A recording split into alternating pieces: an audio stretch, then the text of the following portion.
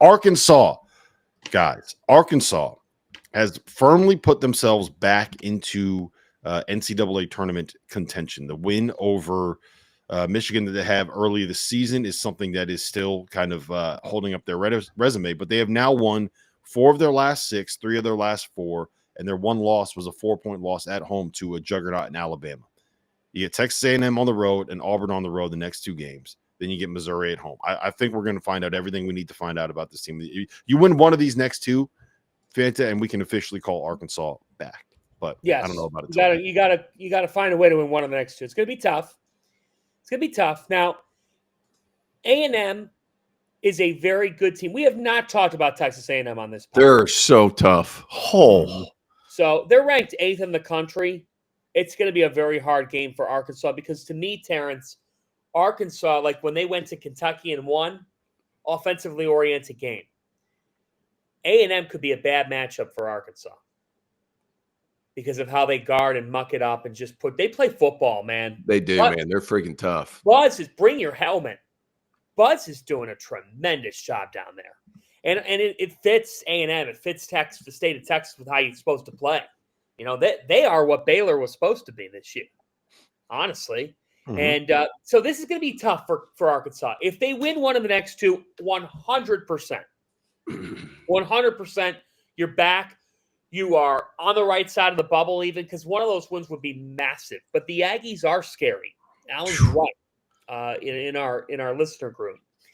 And I think it's very critical now for the Razorbacks. If they're going to win this game, they can't go 4 of 12 from 3 like they did against LSU. But Big Z, Zvonimir Ivisic, the Ivisic brothers are playing high level right now. Yep.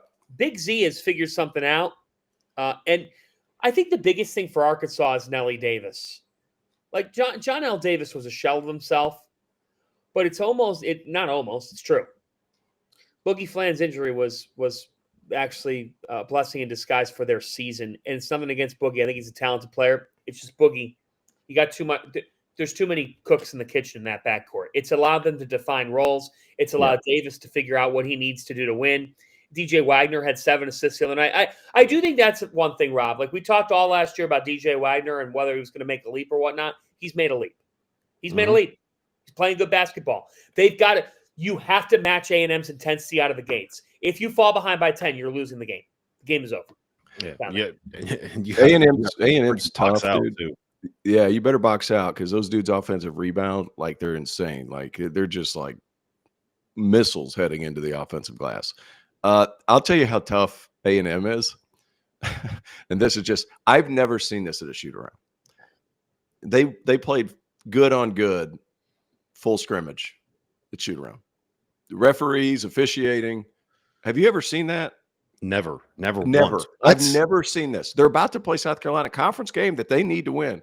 They're playing 5-on-5, first 5 against second 5. Full go, referee involved, going at it. Attacking the offensive glass, like moving the basketball quick. Like these dudes are competing. It's 9 a.m. They got a game that night at 8:30. That's amazing. It was. They had officials there? They didn't have an official. They had an assistant coach officiating, but still like. That's crazy. Amazing. Like getting like 5-on-5 going. Great story, Terrence. See, that's a gem you can only get on this podcast. That's right. Yeah. That's right. But they were freaking going at it. Buzz Williams, man, they were attacking the offensive glass like that. I'll tell you at what. 9 a.m.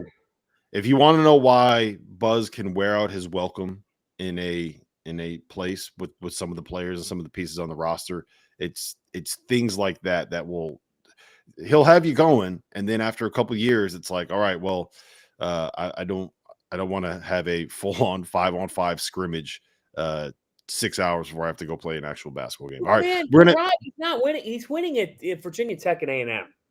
Mm-hmm.